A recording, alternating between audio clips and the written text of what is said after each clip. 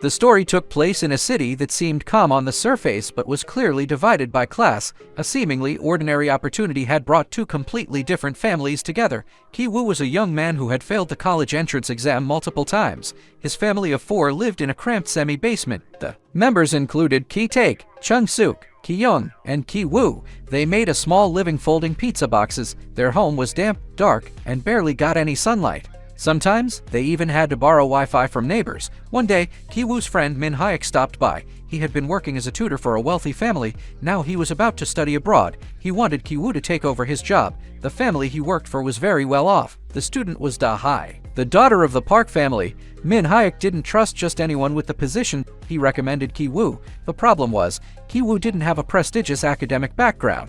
Shay was impressed with Ki-woo's performance. Ki-woo noticed that Da-hai got nervous when solving problems. He used his own experience to guide her, and quickly earned her trust before leaving. He paid attention to Da-song. Yeon-kyo mentioned that the boy liked drawing but was very difficult to handle. Previous tutors hadn't lasted long. Ki-woo immediately thought of Ki-young. He recommended her as an art tutor. The next day, Ki-young showed up under the name Jessica. She quickly gained control of Da-song by analyzing his drawings. She made several professional observations. She also hinted that the child might have emotional issues. This happened to align with Yeon-kyo's concerns. She gained trust without much trouble. Park Dong-ek returned home. Since it was late, he asked the driver to take Ki-young home. During the ride, Ki-young got off early to avoid revealing her real address. She secretly left behind a personal item in the car. The next day, Park Dong-ek noticed something unusual. He began to suspect the driver. Eventually, he decided to fire him, with the position now open. Ki-young recommended Ki-taek. After some quick preparation, Ki-taek passed the interview and became the new driver. 3 members of the family had entered the household. Next, they set their sights on the housekeeper, Moon-gwang. She had worked there for years and was very reliable. Ki-woo learned that Moon-gwang was allergic to peach fuzz. They came up with a plan. They used peach fuzz to trigger a severe coughing reaction. Ki-taek pretended to run into her at the hospital and hinted that she might have a contagious illness. Then, Chung-suk and Ki-young worked together to create the illusion that she was seriously sick. After witnessing all this, Yeon-kyo decided to let Moon-gwang go. Soon after, Ki-taek provided contact information for a housekeeping service. It was just their own number. Through this setup, Chung-suk entered the Park household as the new housekeeper. At this point, all 4 members of the family were working in the same house. They lived under one roof and gradually took control of the space. But one day, Da-song noticed something strange. He pointed out that they all smelled similar. This detail made them cautious, and they tried to cover it up.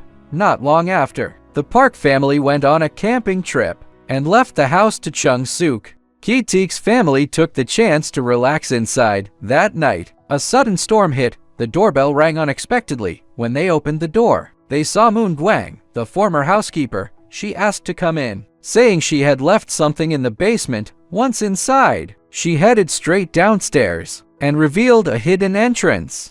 The story revealed a hidden space beneath the house. Moon-gwang explained it was a bunker left by the previous owner. Her husband Gun-sai had been hiding there for years because of debt. She asked to keep him there and offered to pay. Chung-suk refused. Ki-woo and Ki-young were exposed. Moon-gwang realized they were a family and recorded a video to threaten them. The situation flipped instantly. A struggle broke out as both sides fought over the phone. Moon-gwang and Gun-sai were restrained. After Ki-woo deleted the video, the phone suddenly rang. It was Yeon-kyo, saying the camping trip was canceled. Rain and they were almost home. She told Chung-suk to prepare dinner right away. With only minutes left, the family rushed to clean everything up. Ki-woo and Ki-taek dragged Moon-gwang and Gun-sai back to the basement and tied them up. Chung-suk started cooking while Ki-young cleaned the living room. There was no time to finish, so the 3 of them hid under the table. Moon-gwang woke up midway and tried to run upstairs. Chung-suk kicked her back down, and she lost consciousness after hitting her head. After the Park family went to bed, Ki-taek, Ki-woo, and Ki-young prepared to leave, but just as they reached the door, Da-song ran outside with a tent, insisting on camping. They had to hide under the table again. Park Dong-ik and Yeon-kyo stayed in the living room to watch their son. Park Dong-ik mentioned the smell again and connected it to Ki-taek. Late at night, after everyone fell asleep, the 3 finally slipped out. Heavy rain poured outside as they walked downhill back home. Their semi-basement was completely flooded, and almost everything was ruined. The so-called lucky stone floated in the water. Ki-woo picked it up. With nowhere else to go, they stayed in a gym shelter. The next day, The Park family continued preparing Da-sung's birthday party. Ki-taek and Ki-young were still called to help. They found clothes from relief supplies and returned to the house. Yeon-kyo spent the day organizing the party while Ki-taek carried things around. In the car, she noticed the smell again and opened the window. All the guests were well-dressed and wealthy. Meanwhile, Ki-woo thought about the risk in the basement. He took the stone and went down alone. Inside, he saw Moon Gwang lying in the corner. Then Gun-sai attacked him from behind. Moon Gwang had already died from blood loss. Gun-sai broke free and knocked Ki-woo unconscious with the stone. He then walked toward the yard.